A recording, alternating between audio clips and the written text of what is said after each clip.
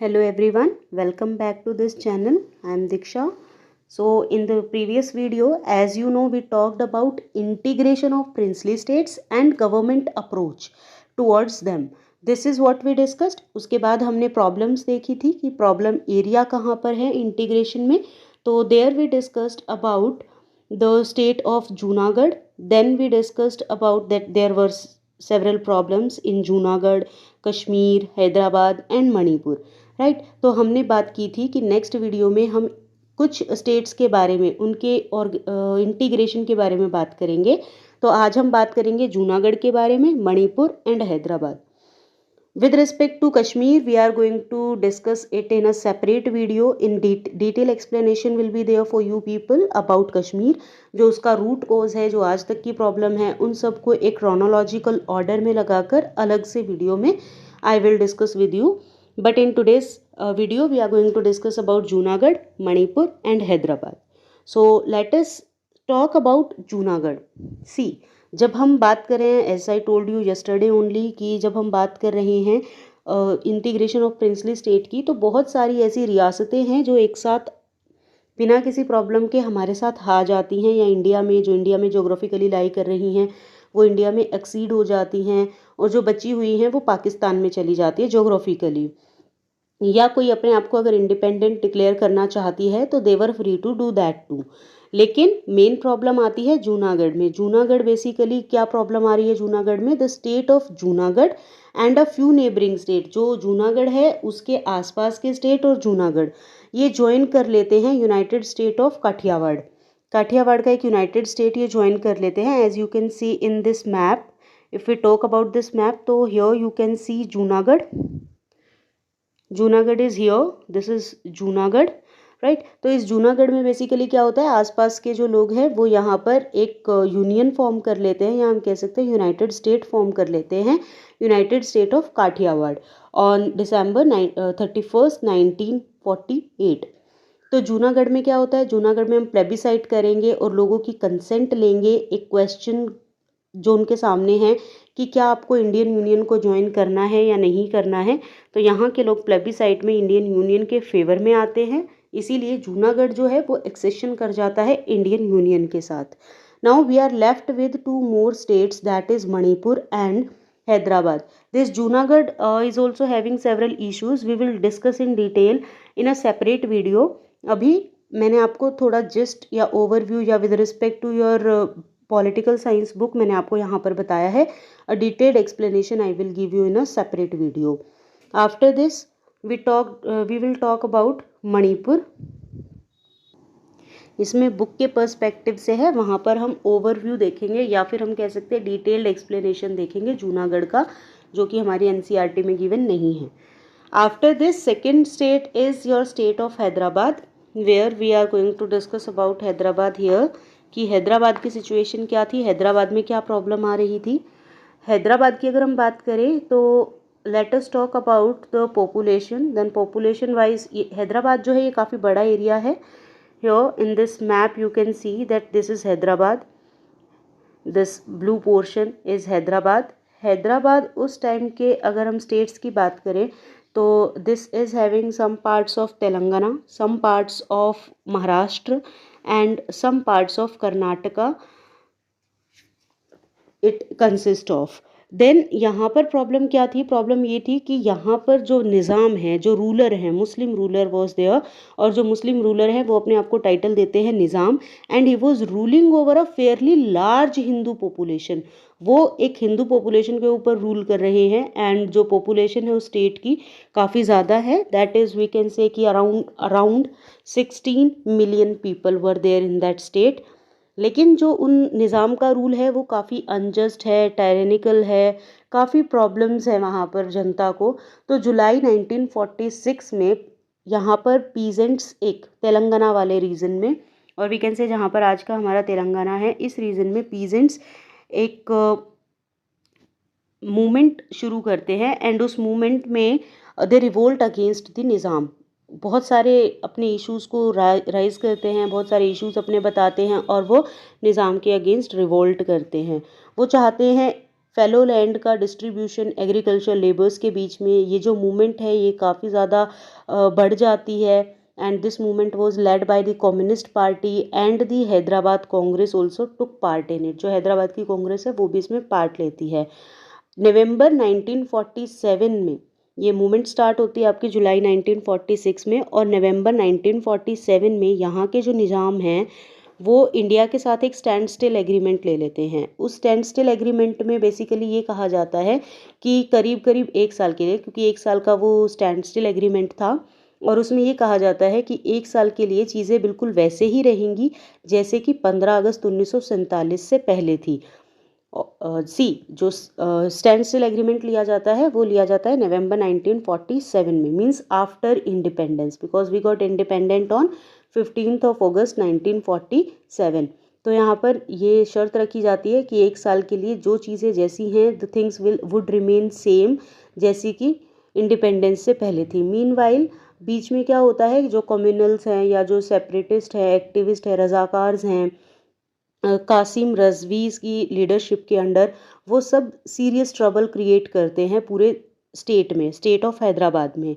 जो निज़ाम है यहाँ पर कोई अटेंशन पे नहीं कर रहे हैं। जो सजेशंस दी जा रही है इंडियन गवर्नमेंट के थ्रू हैदराबाद के लिए, वो सजेशंस भी नहीं मान रहे हैं। तो ये जो पूरा एरिया है यहाँ पर हम देखते हैं कि बहुत ज़्यादा प्रॉब्लम्स आती हैं। प्रॉब्लम्स विद रिस्पेक्ट टू जो एट्रोसिटीज़ हैं वो बढ़ रही हैं, जो अत्याचार हैं वो काफ़ी ज़्यादा बढ़ रहे हैं। The atrocities and communal nature of Razakars knew no bounds, मतलब उनको कोई बाउंड्री से कोई मतलब नहीं है। They were completely free to do whatever they want to, क्योंकि निज़ाम उनके फेवर में है। They murdered, they maimed, they raped, they looted and targeted particularly the non Muslim community. Non Muslim community क्योंकि उनके लिए सॉफ्ट टारगेट है, because the ruler was Nizam.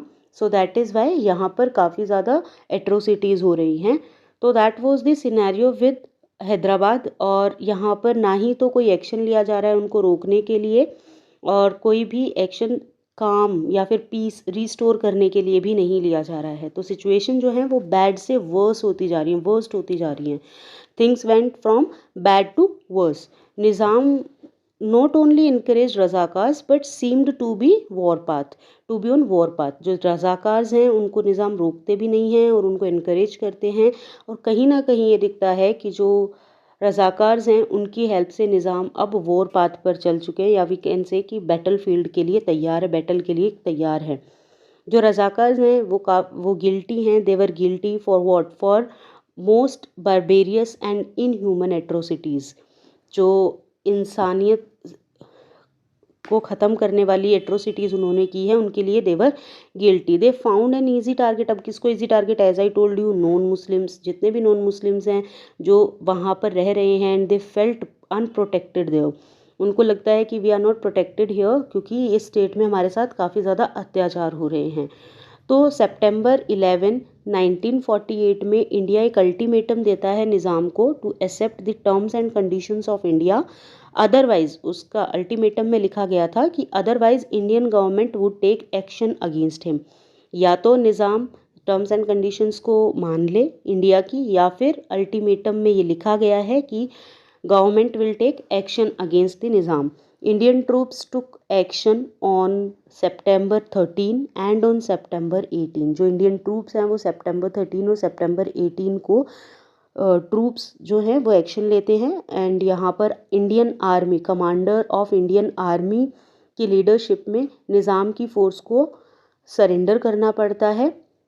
Qasim Razvi was arrested, और इनके साथ साथ उनकी जितनी भी ऑर्गेनाइजेशंस हैं, कासिम रज़वी की जितनी भी ऑर्गेनाइजेशंस हैं उन सबको डिसबैंड किया जाता है। निज़ाम जो है वो रिकंसाइल करते हैं, मतलब वो इंडियन गवर्नमेंट के साथ मिलकर सिचुएशन में को सही करने की कोशिश करते हैं फॉर रिस्टोरिंग काम टू द स्टेट। स्टेट जो है उसमें फिर से शांति लाने की कोशिश करते हैं। और फाइनली, और वी कैन से ऑफिशियली और फॉर्मली, हैदराबाद इंडिया का पार्ट बन जाता है on 26 January 1950 on the Republic day of our country, that is 26 जनवरी 1950, जब हमने अपने कॉन्स्टिट्यूशन को भी इनेक्ट किया था। And we celebrated our republic day every year. We celebrate our Republic Day every year on 26th of January. So that is the importance. After this Indian union का एक और पार्ट बन जाता है Hyderabad. You can see here that this blue portion is indicating Hyderabad once again. See, whenever you are learning these things, the map must be there in front of you so that the situation will be crystal clear to you people.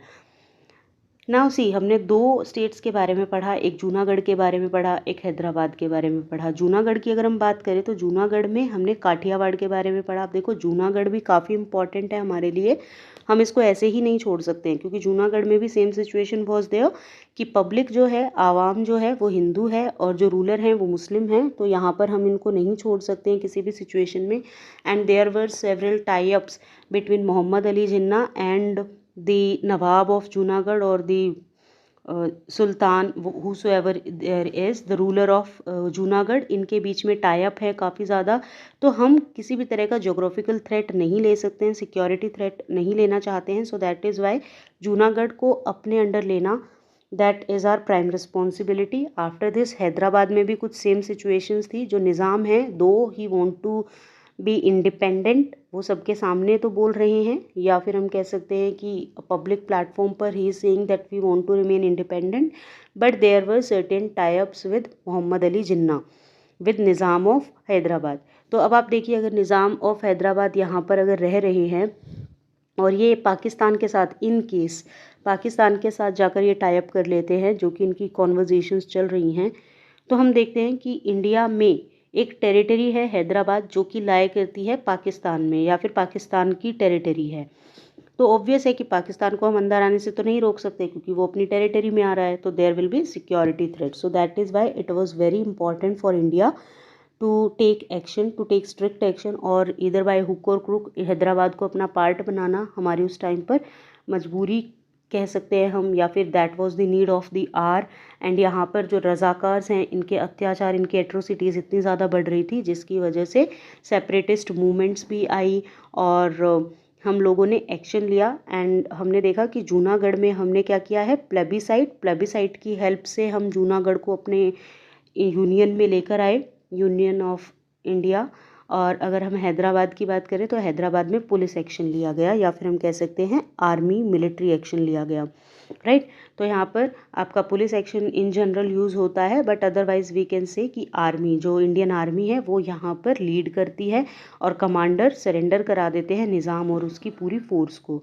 और Junagadh plebiscite मतलब एक decision लिया जाता है जो कि citizens के basis पर होता है. सिटीजन्स को बोला जाता है that you decide where you want to go. तो सिटीजन्स ने फेवर किया किसको, इंडिया को. So that is why Junagadh was part of India, और that is because of Junagadh became the part of Indian territory. After this if we talk about our third state, that is Manipur. So what we can say here कि मणिपुर में basically क्या है problems. Manipur, ये है मणिपुर आपका, और Manipur, this blue portion is Manipur, or we can say, let me highlight it once again, this is your Manipur, this blue portion, right. तो ये मणिपुर को शो करता है. मणिपुर में कुछ इंडिपेंडेंस से पहले ऐसी ही सिचुएशन क्रिएट हुई जैसे जो महाराजा हैं मणिपुर के, बोध चंद्र सिंह, वो साइन करते हैं एक instrument of accession Indian government के सामने या इंडियन गवर्नमेंट के साथ. अब उस इंस्ट्रूमेंट ऑफ एक्सेशन में ये 3 प्रोमिसेस करते हैं कि हम इंडियन यूनियन को 3 एक्सेस देते हैं. जैसे जो एक्सेस है, मोस्टली जो स्टेट्स हैं, जो प्रिंसली स्टेट्स हैं, उस टाइम पर जब हम इंस्ट्रूमेंट ऑफ एक्सेशन साइन करा रहे थे तो हम यही 3 चीज़ें मेन पूछते थे कि that must be under union of India. बाकी इंटरनल मैटर्स आप अपने डील कर सकते हो. प्रिंसेस के साथ इस तरह के कुछ नेगोशिएशंस किए जाते थे जो कि हम कश्मीर में भी देखेंगे. एज आई टोल्ड यू कि कश्मीर के लिए there will be separate video, तो we will discuss in that in detail. So here Manipur की अगर हम बात करें तो there were 3 areas with India और union of India. That is the first one is external affairs. जितने भी एक्सटर्नल अफेयर्स हैं India will look after. Defence India will look after, and communication. These 3 things were with India. Rest lies with बोध चंद्र सिंह, जो मणिपुर के महाराजा हैं, उनके साथ है. और सारी चीज़ें जितने भी अंदर के आंतरिक मामले हैं उन सब में राजा अल्टीमेट डिसीजन लेंगे. और जो बाहर ये 3 मामले हैं, एक्सटर्नल अफेयर्स, डिफेंस और communication, these will be look after by Indian government. तो Indian government instrument of accession sign करा रही है, उसमें इंडिया को ये 3 चीज़ें मिल गई हैं। इट मीन्स क्या है कि हम पार्शली, इंडिया जो है पार्शली मणिपुर को अपना पार्ट बना चुका है। सो ये इंस्ट्रूमेंट ऑफ एक्सेशन साइन हो जाता है इंडियन गवर्नमेंट के साथ। इसमें इंडियन गवर्नमेंट उनको एक एश्योरेंस देती है that internal autonomy of Manipur would be maintained. जो इंटरनल ऑटोनॉमी है वो राजा के पास ही रहेगी। Under the pressure of public opinion, जो महाराजा हैं वहाँ के, उनको इलेक्शंस कंडक्ट कराने पड़ते हैं मणिपुर में। एक पब्लिक ओपिनियन है, तो पब्लिक ओपिनियन के प्रेशर में अब महाराजा बाउंड है। क्यों? क्योंकि उसकी जनता चाहती है इलेक्शन कराना। तो मणिपुर में इलेक्शंस होते हैं जून 1948 में। If question will come like कि इंडिया में सबसे पहले कौन से स्टेट में इलेक्शंस हुए थे, तो दैट वाज जून 1948। जून 1948 में सबसे पहले इंडिया में इलेक्शंस हुए थे, इंडिया के स्टेट में। And the state became a constitutional monarchy. ये जो पूरा स्टेट है मणिपुर, ये कॉन्स्टिट्यूशनल मोनार्की बन गया है। यहाँ पर कॉन्स्टिट्यूशन है लेकिन राजा भी है, तो इसीलिए इट बिकेम कॉन्स्टिट्यूशनल मोनार्की।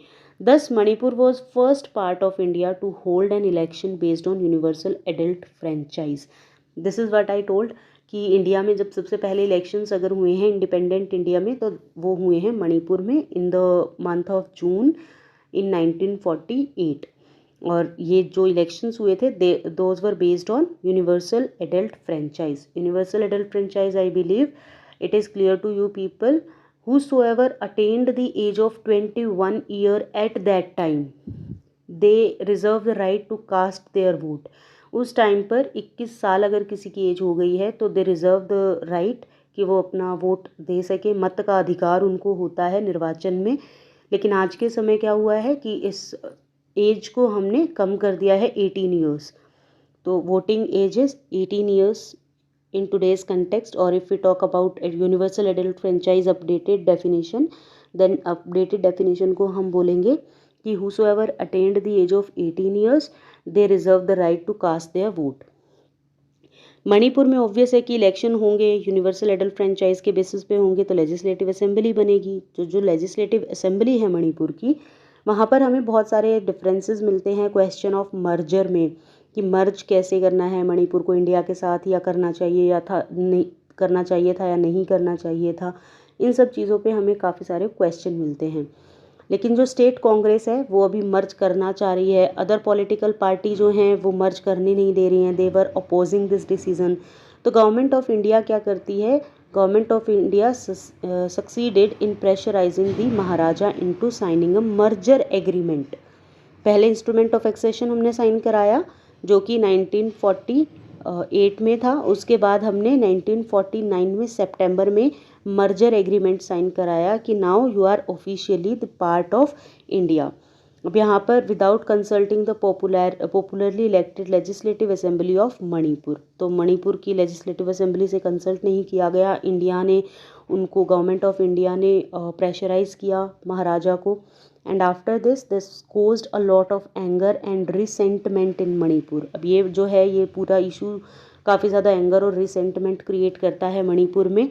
और ये आज भी जो प्रॉब्लम मणिपुर की आती है इसके रूट्स वहीं पर हैं कि जो लेजिस्लेटिव असेंबली है उसको डिसॉल्व करके यहाँ पर यूनियन टेरिटरीज़ को बना दिया गया था मणिपुर को। And then later on it was again reorganised as state. So this is the issue of Manipur. This is what we discussed, and after this in next video we are going to discuss about reorganization of princely states, because कहानी यहीं पर ख़त्म नहीं हो रही है India के बनने की। वी कैन सी कि अभी इंडिया को सिर्फ एक शेप दी गई है, एक नेशन को शेप दी गई है, but after this challenges are still miles to go. तो माइल्स टू गो में हम बेसिकली क्या बोलेंगे कि जो ये पूरा का पूरा भारत दिख रहा है इसमें अभी भी काफ़ी सारे चैलेंजेस हैं।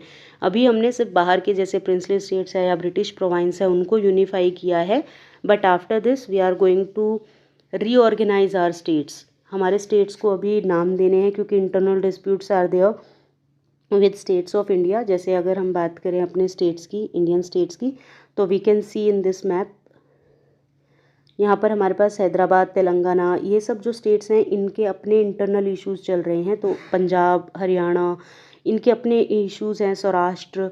तो हमने इनको कैसे इंटीग्रेट किया या इनको कैसे रीऑर्गेनाइज किया, in the next video we are going to discuss about that in detail. Thank you so much for watching this video. Stay tuned.